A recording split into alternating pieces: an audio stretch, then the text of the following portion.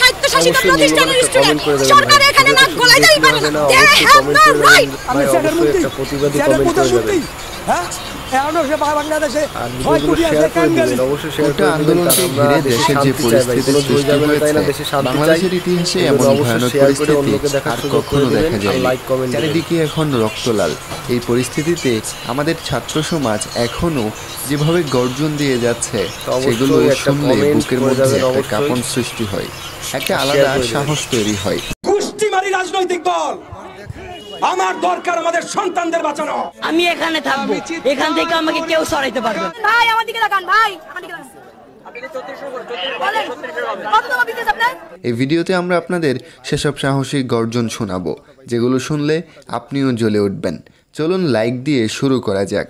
ঢাকা বিশ্ববিদ্যালয়ে পড়তেন আপনি? ঢাকা বিশ্ববিদ্যালয়ে পড়তেন ভাই আমার দিকে তাকান, ভাই আমার দিকে তাকান।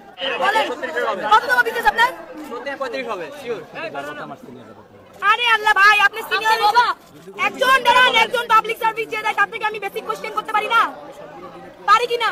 এটা তো প্রভু অবশ্যই পারি। এই বোনটির কথাগুলো শুনেই হয়তো আপনারা বুঝতে পারছেন তার বুকে সাহস কতটা। তার কথাগুলোর মধ্যে একটা জেদ লুকিয়ে আছে। পুলিশের মুখের উপর তার কথাগুলো ভাল লাগছে। এই পুলিশদের ব্রেইন আছে ডিউতে পড়ার, ফাইজলামি করে তারা আমাদের সাথে। অবশ্যই বলতে পারি সে একটা মেধাকে মারতে পারে না। কিভাবে সে রংপুরের ছেলেটাকে মারলো? সে এরকম করছে, তাকে গুলি মেরে দিল। তার তো বিশ্বাস আছে যে পুলিশ তাকে মারবে না, তাকে মেরে দিল কিভাবে? হাউ ডেয়ার দেয়ার। এরকম জায়গা আমি বাঁচতে চাই না, মেরে ফেলুক আমাকে। পৃথিবীর কোনো দেশে বাঙালি এখনো চাকরিও পাইতেছে না, কারণ বাংলাদেশের ভৌগোলিক আর পুরো দুনিয়ায় বাংলাদেশ এখন জানে বাংলাদেশ কেমন একটা রেড অ্যালার্ট কান্ট্রি হচ্ছে বাংলাদেশ। বাহ, কথাগুলো একদম মনে ধরছে। আসলেই তো মেট্রিক পাস পুলিশ কিভাবে মেডিকেল আর ভার্সিটির স্টুডেন্টদের উপর গুলি চালায়। আমি এখানে থাকবো, এখান থেকে আমাকে কেউ সরাইতে পারবে না। আব্বু কল দিছিল, আব্বু কল দেওয়ার পর বলতেছে যে তোর আর ফোন দেওয়া হবে না। আমাকে কল দেওয়া হয়েছিল, আম্মু বলতেছে তোর তুই তাড়াতাড়ি বাসায় না, তোর বাসায় ঢুকতে দেবে। আমি বলছি যাচ্ছা, আমি বাসায় ঢুকবো না, আমি বাইরেই থাকবো। রাত্রে আজকে বাইরেই থাকবো, 2-3 দিন তুমি চেষ্টা করো না। যতদিন না বিজয় হইতেছে। আমার আজকে ভাইরা কোটার জন্য সুইসাইড করতেছে, আমার ভাইরা চাকরি পাইতেছে না, সুইসাইড করতেছে। কেন করতেছে? আজকে ভাইরা করতেছি, ভবিষ্যতে কি আমরা সুইসাইড করবো না? এই সুডো ভাইডার সাহস দেখে আমি অবাক। তুই বড় হ ভাই, তোর মতো সাহসী এদেশে যেন ঘরে ঘরে জন্ম নেই। স্যালুট জানাই তোকে। গোষ্ঠীমারি রাজনৈতিক দল আমার দরকার আমাদের সন্তানদের বাঁচানো। আমি বিএনপি বুঝি না, আমি এনডিএম বুঝি না, আমি গণ অধিকার পরিষদ বুঝি না, এবি পার্টি বুঝি না, মুসলিম লীগ বুঝি না, জামাত বুঝি না, কোন দল বুঝি না। আমি বুঝি আমাদের সন্তানরা রাস্তায় দাঁড়িয়েছে, আমি বুঝি আমাদের সন্তানদের রক্ত ঝরছে, আমি বুঝি আমাদের সন্তানদের লাশ মাটিতে পড়ছে। স্যারের কথাগুলোতে একটা প্রতিবাদী গ্রান পেলাম। ধন্যবাদ এভাবে ছাত্রদের পাশে দাঁড়ানোর জন্য। এই আন্দোলনকে এভাবে প্রতিহত করাটা কি আপনার কাছে যৌক্তিক মনে হয় কিনা?